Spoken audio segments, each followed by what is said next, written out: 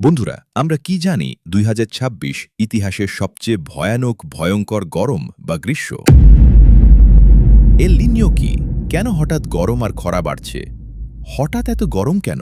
কোথাও বন্যা, কোথাও খরা, এর পেছনে কি লুকিয়ে আছে এক অদৃশ্য শক্তি? এল নিño।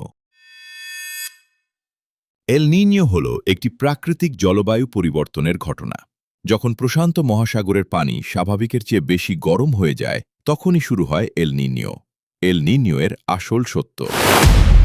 সাধারণত বাতাস উষ্ণ পানিকে একদিকে ঠেলে রাখে, কিন্তু এল নিño সময় এই বাতাস দুর্বল হয়ে যায়, ফলে গরম পানি ছড়িয়ে পড়ে পুরো সমুদ্রে আর বদলে যায় পুরো পৃথিবীর আবহাওয়া। বাংলাদেশেও এর প্রভাব পড়ে, বৃষ্টি কমে যায়, গরম বেড়ে যায়, আর কৃষিতে দেখা দেয় বড় সমস্যা। তাহলে চলুন জেনে নেওয়া যাক ইতিহাসে এল নিño কেমন ছিল এই পৃথিবীতে।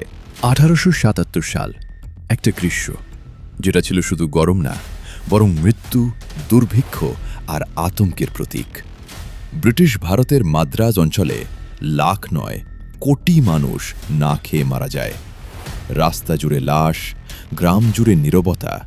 শুধু ভারত না, এই বাংলায় বা বাংলাদেশের অবস্থা করুণ ছিল। চীন, ব্রাজিল, আফ্রিকা, পুরো পৃথিবী যেন একই সাথে ক্ষুধায় ভেঙে পড়েছিল। এক বছরে কোটি কোটি মানুষ মারা যায় পুরো পৃথিবীতে। কিন্তু প্রশ্ন হল, এটা কেন হয়েছিল? না, এটা কোনো যুদ্ধ না, না কোনো রোগ না। এর পেছনে ছিল এক রহস্যময় প্রাকৃতিক শক্তি। এল নিño একটা ঘটনা, যেটা শুরু হয় হাজার হাজার কিলোমিটার দূরে প্যাসিফিক মহাসাগরের বুকে। সাধারণত এই সমুদ্রে ঠান্ডা পানি থাকে, কিন্তু হঠাৎ করে সেটা গরম হয়ে যায়। আর যখন কোটি কোটি লিটার পানি গরম হয়, তখন পুরো পৃথিবীর আবহাওয়া বদলে যায়।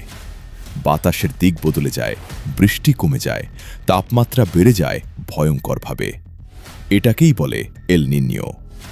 এটা প্রতি বছর আসে না, কখনো 2 বছরে, কখনো 5 বছরে, কিন্তু যখন আসে 6 থেকে 12 মাস ধরে পৃথিবীকে কাঁপিয়ে দেয়। 2026 কেন এত ভয়ঙ্কর? বিজ্ঞানীরা বলছেন 2026 সালে আসছে সুপার এল নিño।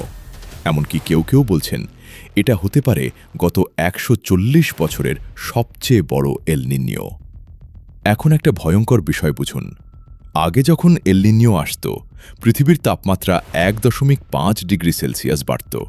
কিন্তু এখন ক্লাইমেট চেঞ্জের কারণে পৃথিবী আগেই 1.4 ডিগ্রি সেলসিয়াস বেশি গরম। মানে 2026 সালে তাপমাত্রা বাড়তে পারে প্রায় 3 ডিগ্রি সেলসিয়াস পর্যন্ত, যা মানব ইতিহাসে কখনো দেখা যায়নি। এর প্রভাব কি হবে? 1. বৃষ্টি কমে যাবে, মনসুন দুর্বল হবে, ফসল কম হবে, পানি সংকট বাড়বে। 2. হিট ওয়েভ বা তাপপ্রবাহ। তাপমাত্রা 45 থেকে 50 ডিগ্রি সেলসিয়াস ছুঁতে পারে। দিনে না, রাতেও ঠান্ডা হবে না, শরীর বিশ্রাম নিতে পারবে না, হিট স্ট্রোক বাড়বে।